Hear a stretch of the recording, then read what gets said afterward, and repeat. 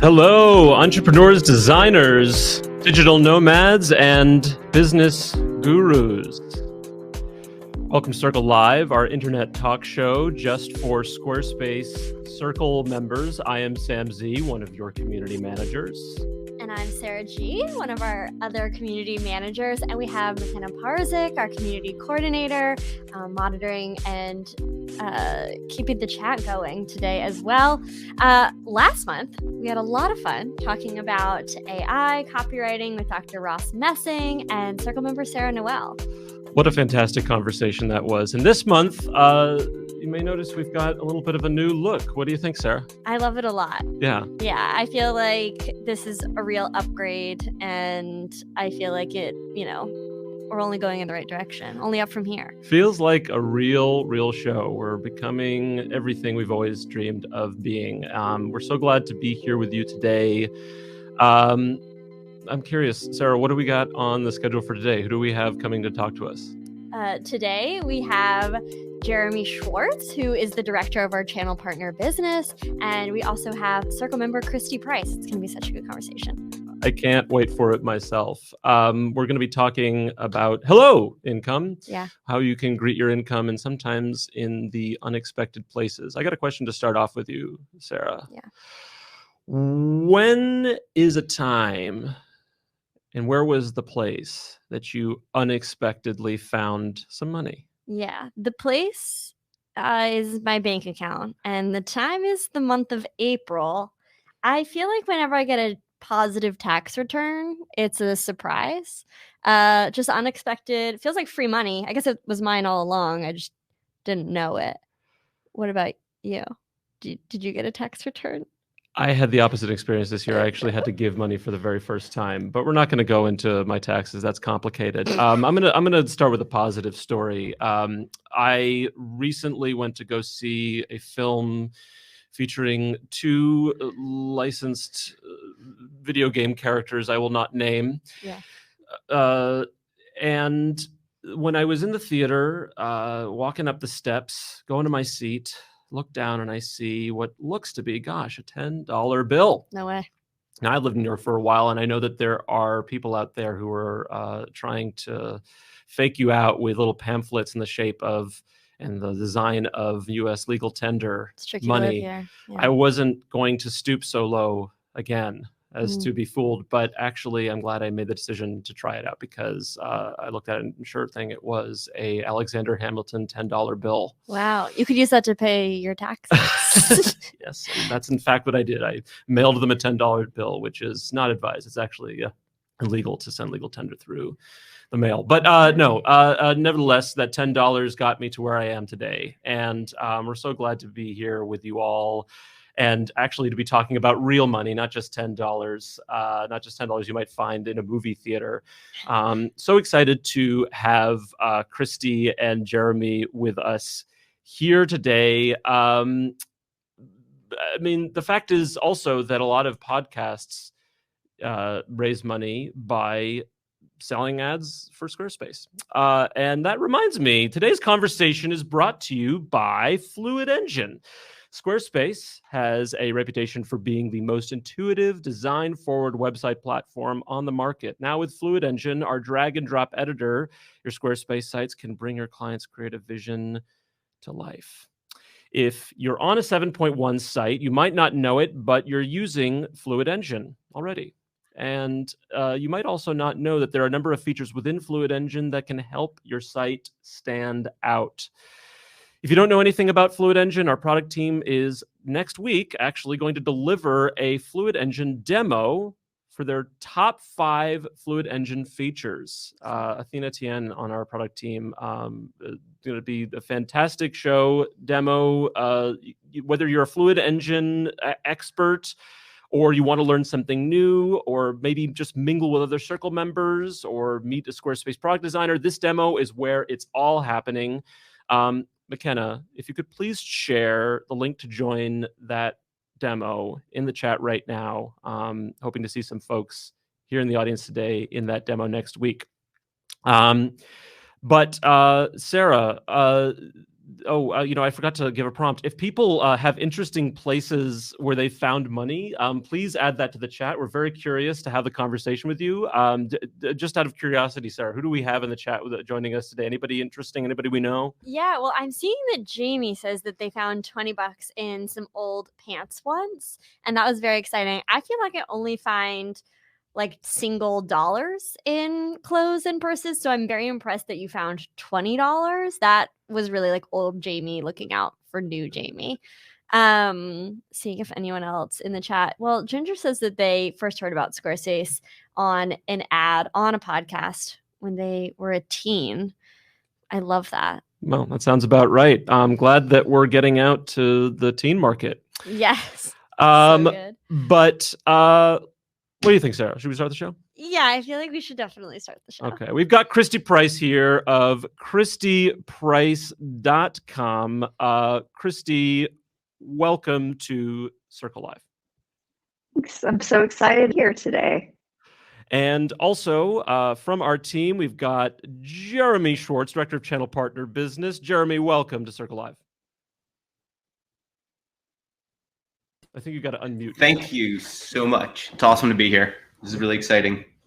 Fantastic. So glad to have you here. I know that starting a business on Squarespace can sometimes be daunting, and I'm hoping to use today to peel back the onion on some of the real ways that people make money. But starting with you, Jeremy, you've been with Squarespace for such a long time, and you've actually been with Circle from the very beginning. I'm curious, what are some of the most creative ways you've seen Circle members making money?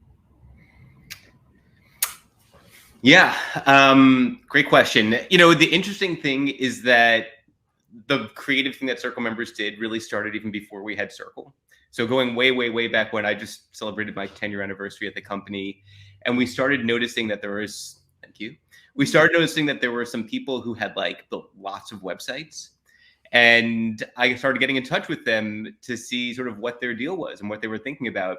And sort of the first bit of real creativity among our pro users was having that aha moment that this incredible do-it-yourself software that we had built was actually a pro level tool that they could use in their client practice. So I would say that's one sort of fundamental bit of creativity and making money that I've seen Circle members and pro users do.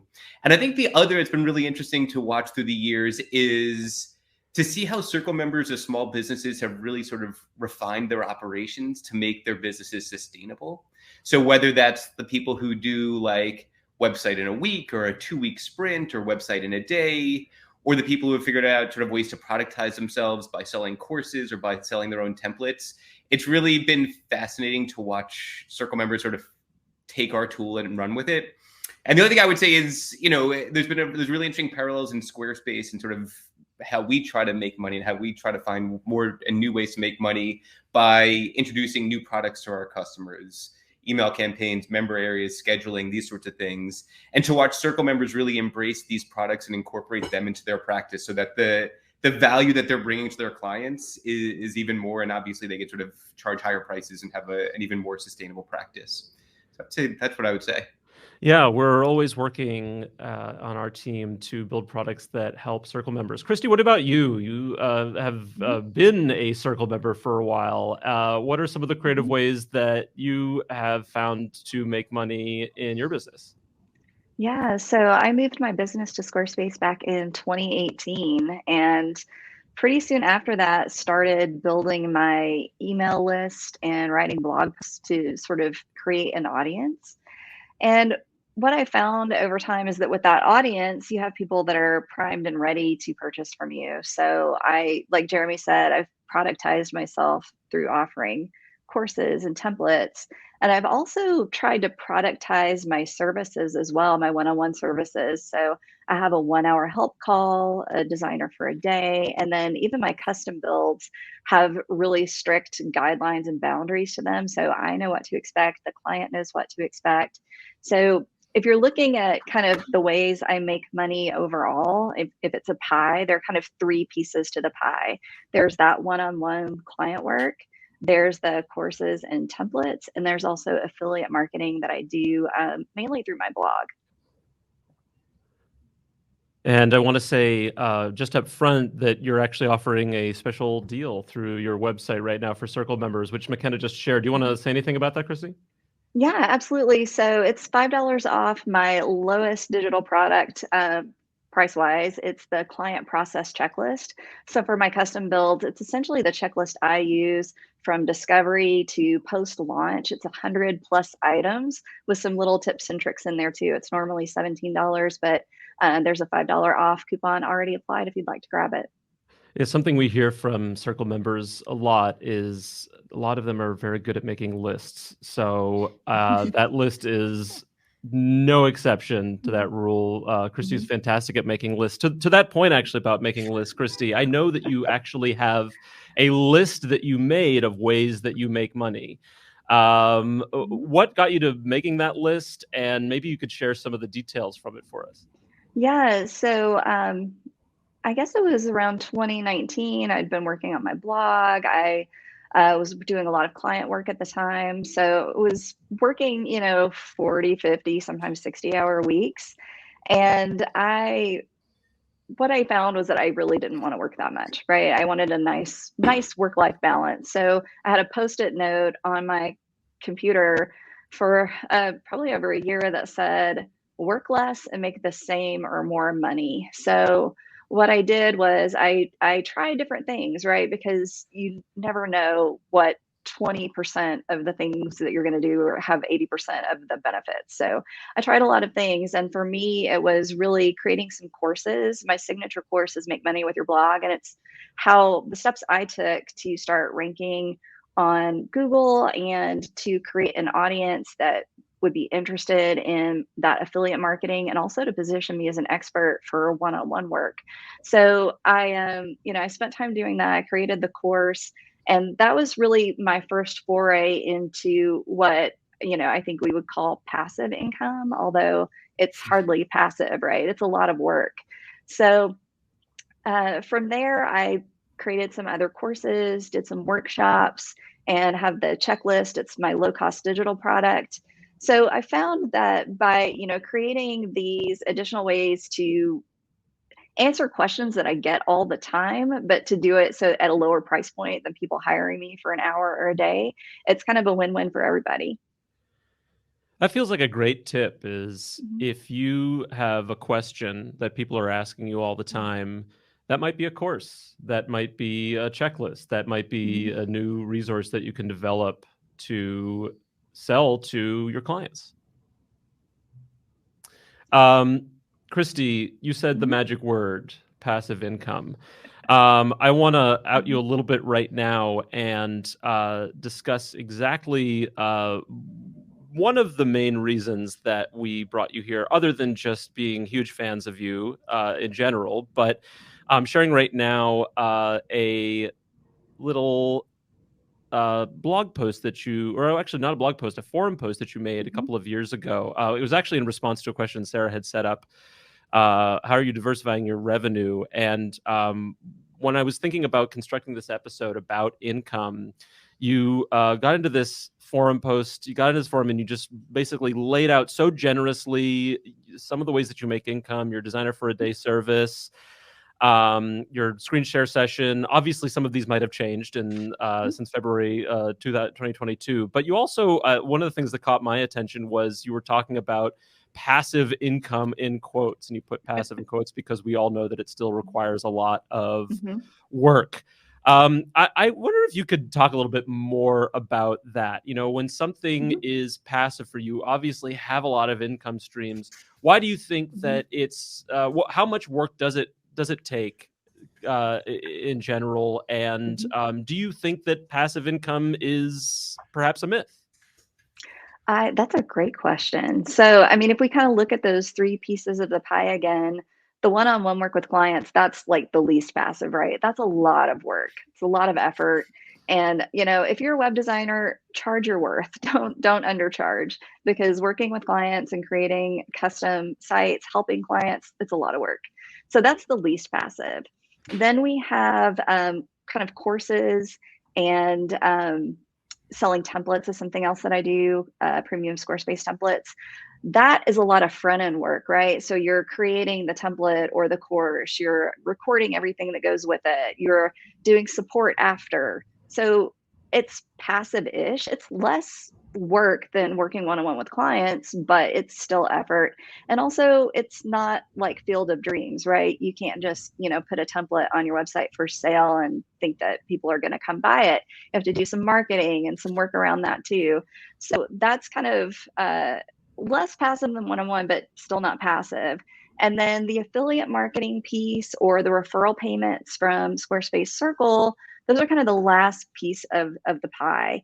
And once you've done the work for affiliate marketing, like you've written a great blog post or done a YouTube video about a product that you know and love, and you want other people to know about it, that work is mostly done. Like occasionally you'll have a question or a comment to attend to after, but it's mostly done.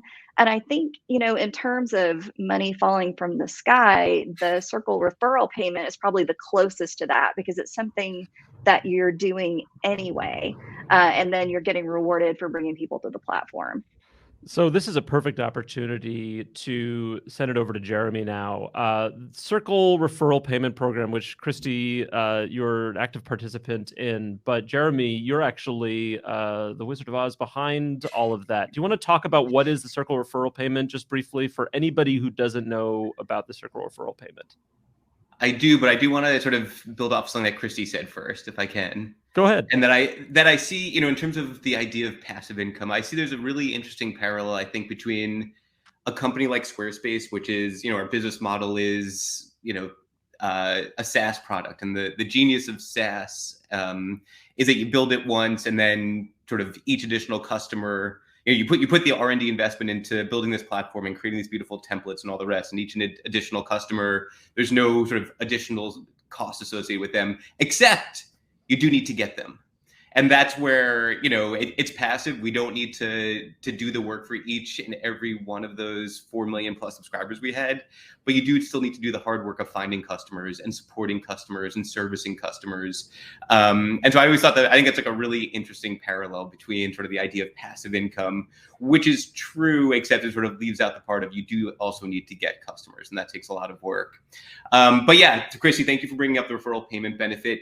This is, we launched Circle in 2016, and kind of like the first thing you would think of doing if you were, one of the sort of intuitive things you think you might have in sort of a partner program like Circle is, well, let's pay these pro users around the world for bringing their clients to Squarespace.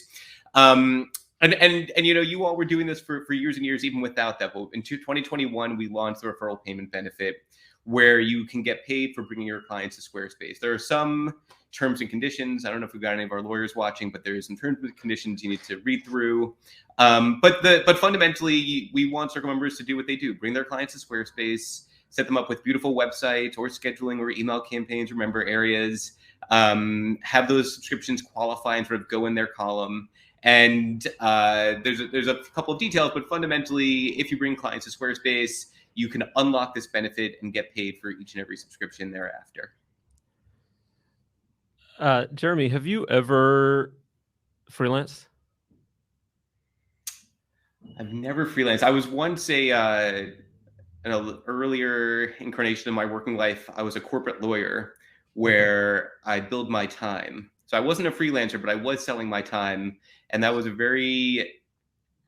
think that the idea of turning yourself into like selling your time, I think is a very stressful sort of thing. And it's sort of a real challenge. I think sort of what's been really interesting is it seems like many Circle members and pro users go through this journey of, at first they sort of sell their time and they're like, wait, that's not a great way to think about myself or the value I'm providing to my clients. Let me charge my value, let me charge my worth. And the time is not a good proxy for how much I'm delivering to my client. So I've never done freelance per se, but I have sold my time. But maybe what I'm hearing is, and Christy, perhaps you can comment on this, is that, with selling your time, whether it's one-on-ones as a lawyer or through a webinar course that you offer, that's a pretty important way of doing what Jeremy was saying is so important, building an audience. Do you think that was that contributed in any way to building your audience, Christy? Yeah, absolutely. So, anytime you work with someone, you ask them if you can add them to your email list. So you stay top of mind with them. And then if they've purchased from you once or they've worked with you and they enjoyed that process or that product, when you have something new, those people are going to be excited to learn more from you or buy from you or send you money again. So I think that sort of, keeping the audience warm through email marketing or through, if they're a subscriber on YouTube, if you're publishing YouTube videos, but just essentially staying top of mind with people is so important. And getting them on your list or in your universe to start with is the first step. Definitely. I want to jump in also and just sort of shout out as ways to, again, not passive income, but once you've got that customer, you've got that client, a thing that I think a lot of circle members are finding real success with is re-engaging former clients and introducing them to additional Squarespace products. So you set up that client last year with their, website around their consulting practice, and they've been sort of acquiring an audience, and now they've got maybe a list. Well, the next thing that they might need is email campaigns. And so finding ways to sort of keep those relationships warm and sort of growing with your clientele, I think, is another really interesting way for Circle members. A thing we talk a lot about internally is how can we help Circle members build sustainable businesses? And I think finding ways to re-engage clients, and continue to sort of figure out what kind of value they're going to need is a big part of it. For sure. I actually just shared a blog post on how to re-engage with past clients. That's a resource that is out there already and has brought a lot of benefit to people. Christy, this idea of building an audience, obviously it takes a while. There might be some people in the audience right now who are at net zero of an audience. And just because our monthly content theme this month is owning your market, I'm curious, how long do you feel like it took you to build an audience to a sustainable level in your business? That's a great question too. So, and I want to say the way I built it is probably not the way that would work for everybody else, right? So I think we all have channels that we enjoy and are good at. I really love blogging. So that's what I did to really start building my audience in addition to working with people one-on-one. So blogging for me was key in, getting people to show up on my website and getting me ranked on Google and growing the audience. And it was a good year of blogging probably every week. So it's not building that audience I wish it was super easy. It's not, it's hard work. And then keeping people engaged, that's important too. So yeah, I would say probably a year of working. And the way I chose to do that was through a blog. But, we've mentioned YouTube. There's also LinkedIn is a great way to start interacting with other people who might your services or products. There are lots of different channels. And I think, everybody can think about what they enjoy doing. Do you enjoy writing blog posts? Do you enjoy creating videos? Do you enjoy engaging on LinkedIn, more thought leadership types of content? So there's not one right path, but path I chose, blogging, was about a year. And one of the things that you talk about in your blogging and all of your courses is working in Squarespace. You talk a lot about that. You're a pretty open book when it comes to your business and the tips that you share, which is great. I'm grateful for it as well. I've learned from you plenty of times. My question, though, is in sharing all of these tips and secrets, do you ever worry about losing the competitive edge? I think there are so many great designers out there and so many people that need help with websites that there's going to be somebody for everyone, right? And I'm not $100 bill. Not everybody's going to like me. Not everybody's going to work with me. They may not like my modern minimal style. They might want, gradients and bold pops of color. And that's just not a style that I really do in my work. So I think one of the great things about the Circle community is, as this network of designers, if we get a client inquiry and we realize that they're looking for something we can't provide, we probably know a designer who works in that style or with the third-party plugins that they need. So it's a great way to be a part of a really supportive community. And I've never worried about competition, which is very different from, I came from WordPress before I moved my business to Squarespace, and it had a very different feel there. It felt very competitive. Squarespace, this community, I love being a part of it. I think everyone is very kind and open with what they've learned and sharing it with others, and really willing to, share their own tips and tricks. Well, to the point about community, you've got some love right now in the chat. I can actually share this on the Oh, screen. thank Jamie is you. saying, you don't have to worry about sharing your secrets. You're so good. And Thanks, Kelsey is Jamie. saying you are a $100 Aw, bill. Kelsey. Uh, Thank you. so I would agree with that. Can I just jump in for a second, Sam? Go for And it. Christy, I just want to say how it really warms my heart to hear you talk about the community and what you've gotten from it, and sort of the energy that you find there. Because, when we launched Circle those many years ago, and I started having conversations even before we launched with people who were sort of out there building Squarespace websites, the number one thing I heard over and over again was two things. One, a 2-week trial is too short. I need more time. So, okay, we can solve that one. And the second one was like, I feel like I'm the only one. I need help. I want support. And so, the community forum was basically from day zero kind of core to what we were doing. And what was also really amazing about it was, it was so clear that we, Squarespace, can't provide the kind of support that pro users need, in the sense of they're practitioners doing something. It's not about, sometimes it's about, how do I change this color? How do I get this button to work? But often it's, I've got a client who stiffed me. What do I do about that? Or how are you people, how's everybody thinking about pricing? And those are questions that we just can't answer. Those are practitioner questions. That's not questions that we have any authority for. So to find, and so that was the goal, and to find, these years later, that people are still openly and honestly and generously sharing how they run their business it really feels like, what we thought about all those years ago is really coming to fruition in important ways. A lot of love for you, Christy. Jeremy, while you have the microphone, I actually have a question I'd like to ask you. We were talking a little bit about the business of Squarespace and what you've observed from both the Squarespace side, but also from the Circle members that you have watched. You brought up the idea of seasonality, and that being an influence to building an income and making it really work for you, either in a passive or a residual way.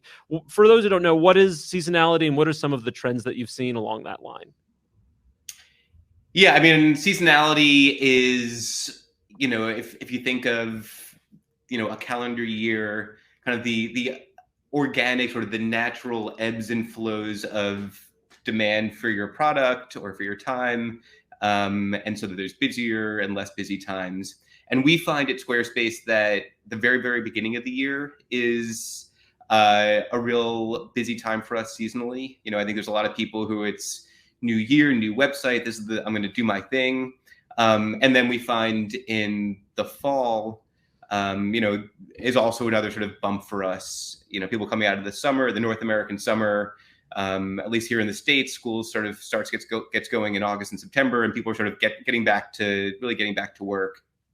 So we see that sort of seasonality with a lull over the summer. And by the way, Circle Day plug, it's not coincidental that we scheduled Circle Day for, Sam, tell me if I get this right, August 23rd and 24th, because we just know that if we look at the numbers, those are times when it seems that Circle members, at least in terms of their client work, are at a relative low point seasonally. So it seems like a good time of year for them to step back and think about what's in their toolkit and how could they build their businesses, their sustainable businesses, even better in the coming months. And Christy, what do you think about seasonality? Do you agree with Jeremy's assessment? Do you think it's completely inaccurate to your business? What do you think? It's so weird. I have found web design to be a seasonal business, which is so bizarre to me. And it follows, I think, roughly what Jeremy was saying. We see this bump in January when everybody's like ready to start their new thing, and then kind of a lull over the US, in the summer months here. And what I found is that those times are a great time to have those courses or templates, because what you can do is, if you want your income to stay roughly the same from month to month and it's a slow client month, you can offer a flash sale or some way to push people toward encouraging them to purchase those templates or products or courses. And that way your income is kind of staying the same, even though your client work is much less. Totally. Well, we've learned a lot in this brief conversation that we've had.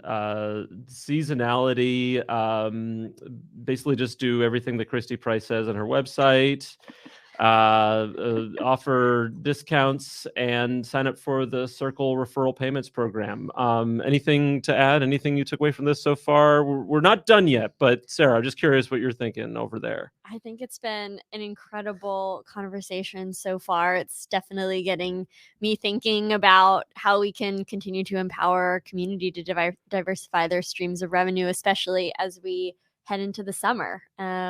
Creating more kind of content opportunities like this to create more opportunities for folks. Completely agree. And, I may only have still $10, but I feel much richer having talked to both Christy Price and Jeremy Schwartz. We're going to bring Jeremy and Christy back.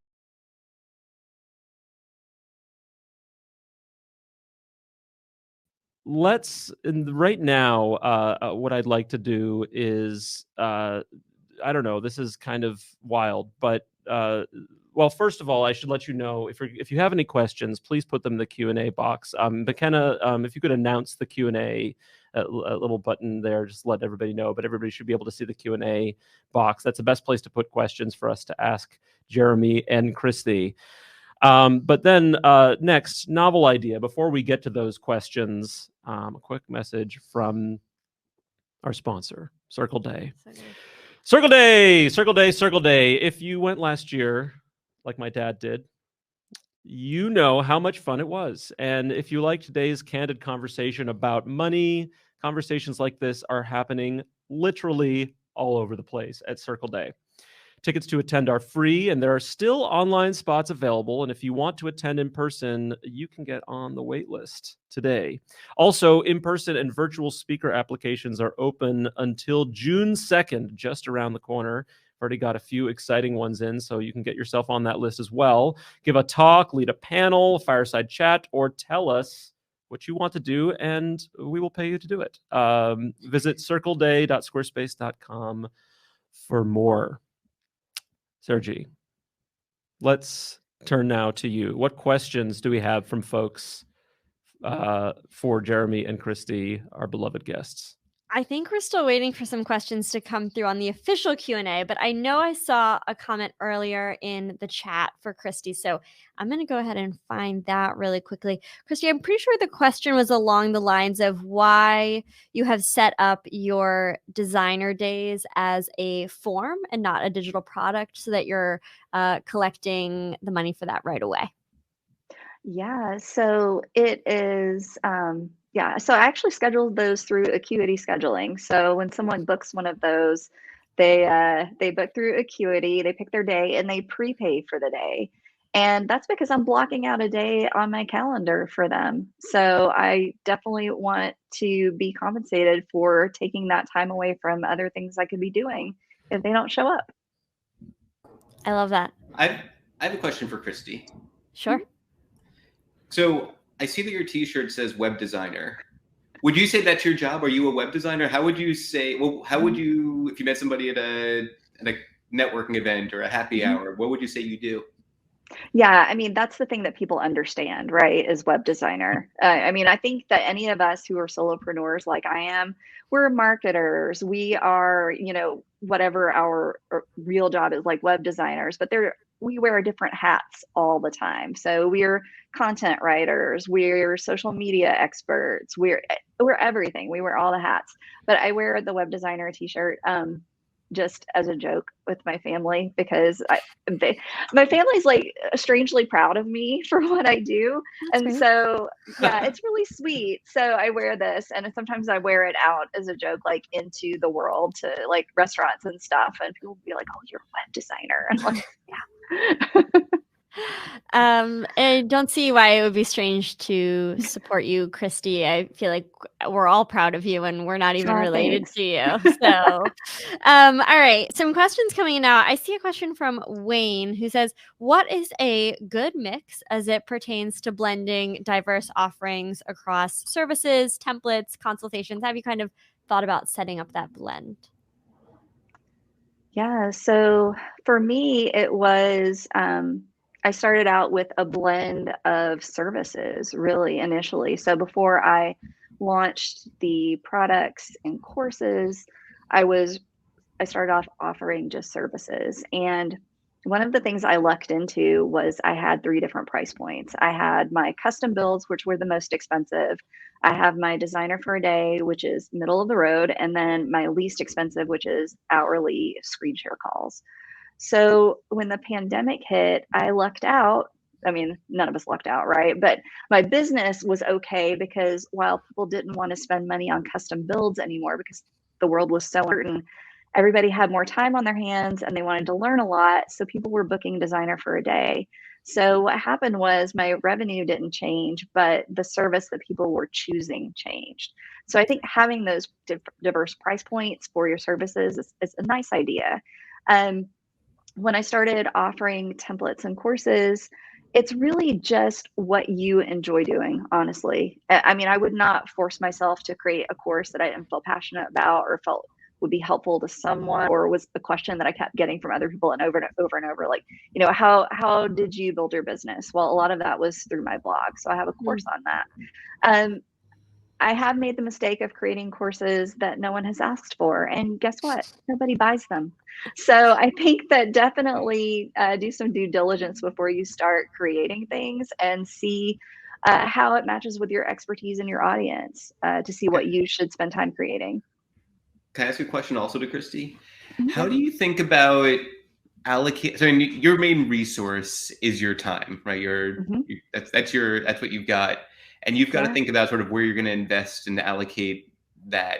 How do you think about the blend of sort of immediate money making, like kind of like immediate ROI, like someone books an hour of your time, you charge them, you've got that money, versus kind of like almost like a capital expenditure of like, okay, I'm going to spend 30 hours creating a beautiful website or a beautiful course, and I'm going to invest those 30 hours. Do you track your time? Like, how do you think about sort of splitting up your time between immediate return versus longer term return investments?